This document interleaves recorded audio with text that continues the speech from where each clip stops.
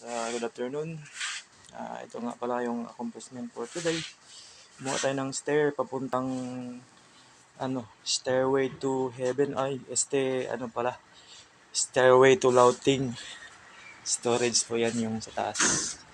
Ayan po. So, yung ceiling pala tapos na.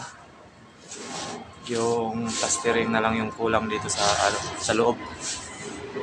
Kasi yung sa labas tapos na kahapon.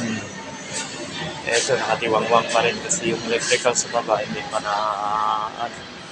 nakarating. So hopefully by next week karating na yung tsaka yung pala natin.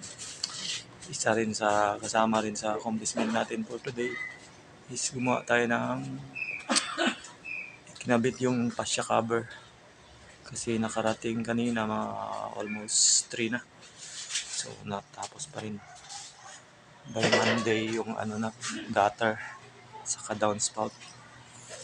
Ito na plastering na yan. So hopefully yung mga material intact na para matapos na. Isang ilaw lang pala yung dito sa ayan. Tapos na yung ceiling.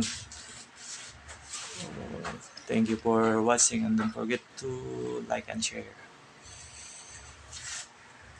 That's all folks.